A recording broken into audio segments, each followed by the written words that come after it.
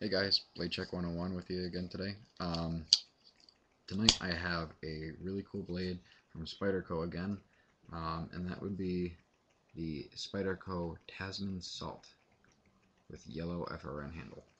Um, the Tasman Salt is a really cool kind of karambit style knife. Um, the old Indonesian karambits were really popular back in like the 80s and 90s, I guess. But typically they'd have a ring here. I do have a lot of karambits, and I'll be doing videos on those. But really cool blade. And as you can see, this is completely just a hook, you know, of just destruction. um, it's a really neat blade design. Being a fan of Wharncliffe style blades, this is actually just kind of taking it a step further. Uh, this knife, as knives go, is really fantastic for most things that you'll find. Um, that you need to do. One thing I've used this knife for a lot is I work at a um, seafood shop. There's lots of salt water around and salt and things like that. And this knife, it's called H1 steel on this knife, which, if you can see the logo, let me try to bring it in, and it's in a funny lighting. Um, yeah, there you go. You can kind of see it there. H1 steel, and H1, uh, the H actually stands for, I think, hydrogen, which is what replaces carbon in this blade. Carbon is what erodes in steel. So when you have a high carbon steel blade, you're much more likely to rust. Having no carbon in this blade, however, a substitute, and a great substitute for it, makes this blade very resilient to rusting. The H1 is essentially a dive knife steel. This is designed as a dive knife or as a water knife. It it's got the old Delica handle, the Delica 3 style handle with the kind of squared off back right here. It's you can carry it either left or right handed. Here's the clip. You can screw it just simply to the other side. It's really easy to do. There are no screws anywhere on this knife. Part of the reason for that is because there's never a reason to clean this knife from salt water. There are no liners in this blade whatsoever, keeping it obviously, free from the thought of rusting inside. Because to put H1 all throughout this thing would be too expensive, so simply the pins, I think, and the um, uh, spring, or the lock, are H1. The clip is actually titanium, which is another rust-resistant option.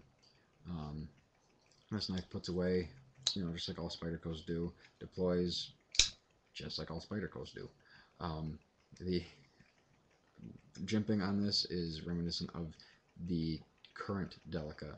Very solid jimping. I actually bought this knife because I was going to Maine, and I didn't have a knife on me, or a knife period, that would withstand salt. And I knew I was going to go to the beach. Anytime I go to Florida, Maine, the Cape, anywhere where there's going to be a lot of salt water in the air and stuff like that, I always bring this knife. This is the only salt one I have. You should check out all the others, though. They've got some that are designed after the Delica, a couple that are designed after the Endura. They've got a bigger version of this one. This is the little brother to the other. I can't remember the name of it for the life of me. But what you've got here is a saber grind, and the classic, Spyderco thumb ramp, the classic Spyderco style in general. Except what you've got is this fantastically curved blade.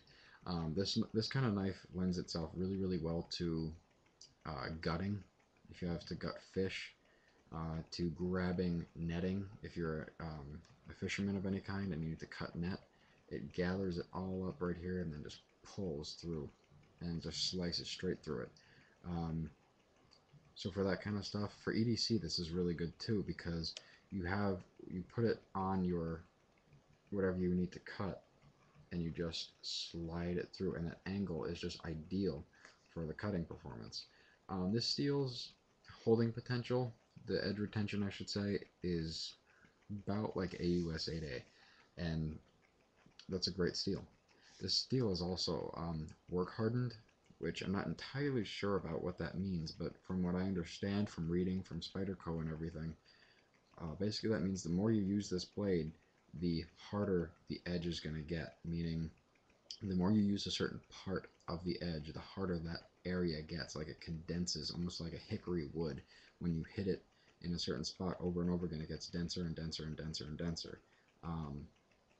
So that's kind of cool, because if you're using a knife in a certain way, you want it to stay hard in that spot. It's not like a Tonto blade where you're, kind of favoring that secondary tip. If I'm favoring this area of the blade, it's going to get harder over time, and that's a good thing. It's got the 13 millimeter spider hole on this one.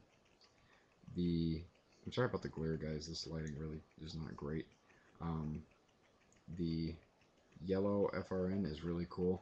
It also comes in a black FRN handle. I just went for the yellow because I really think it's just neat. Every Spyderco that I have, other than my Delica, is a strange color. I have the Yojimbo in blue. I've got the Matriarch, which I'll do a review on, and the Yojimbo in brown. The Matriarch is in brown, and this one in yellow FRN. And I'm hoping to get a couple more. The Delica is in black, but they have new colors in that now too, so maybe I'll get something different. It does have a lanyard hole. I'm not a big fan of the lanyard holes, but on this one, I really like it, because although the clip is really, really strong, what I tend to do is I put some paracord through this, and as I'm tying, and I tie it at the end, and as I'm tying my bathing suit or whatever to go into the water, I simply loop that through the lanyard. So if this knife would ever come out, not only does that have to happen, but also the bathing suit has to become completely untied, and I usually do a quick little double knot just to make sure that does not happen, and I put it at the base of the knot to make sure that the whole thing has to come undone for all that to happen. Not likely, which means, I can be safe about this. I got this knife from knifecenter.com for about 50 bucks, a little bit more than that, like 55, and it's really a fantastic purchase. If you live near salt water, get a salt knife. The salts, like I said, from Spyderco come in all different styles and shapes. Definitely check them out.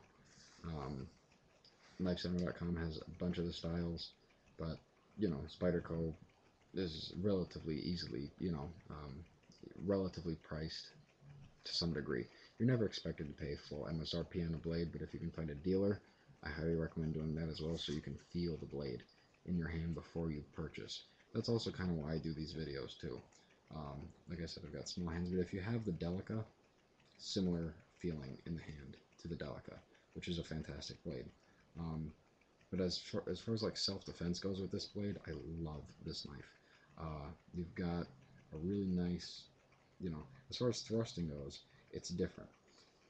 If I have my target here and I'm thrusting, the tip is not going to go into the target. It's going to hurt, absolutely, it's steel. But then, of course, you run the risk of disengaging the lock with too much pressure. So this is actually kind of more natural, is that your hand is up here and you're simply bringing it forward for a good stab in the back. For a cut, same thing. It's meeting the target first. The tip is meeting the target first, and it goes all the way through your target. And there's no, there's no give.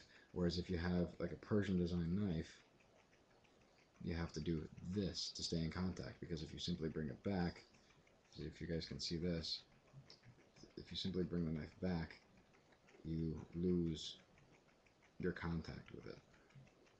But this, if you bring the knife back, you actually gain contact with it. So this knife is really, really good for that. Where I work, there's a lot of meat trimmings and stuff. I'll actually wrap those up in saran wrap and cut with this, and this thing just goes straight through it and just bursts through anything. So it's a really, really good self-defense knife. One thing you need to pay attention to, though, with self-defense knives of this type is I have a bunch of karambit trainers for this reason, and I've got karambits and I love them. But you need to try to train with one of these. This does not have a training option, but you need to get a karambit trainer to train in that way. Because if you're doing the same type of martial arts and self-defense that I've been taught, when bringing the knife in, this is not going to simply pass by. It's going to try to rip through their arm. It's not going to be able to get through the bones because it's not big enough. Make it through one, maybe, but it's certainly not going to get through both that are in your forearm. So what you need to do is learn how to manipulate the blade a little bit better, a little bit differently, so it's more of a hook as opposed to just a pure-on slicer. This is more of an offensive type blade. Basically, how I would use this knife is use the same concept as the NBC curriculum says, but also just the same concept in general. Knife fighting is that on a block, instead of trying to pass through it, you're simply going to send the tip of the blade into the arm,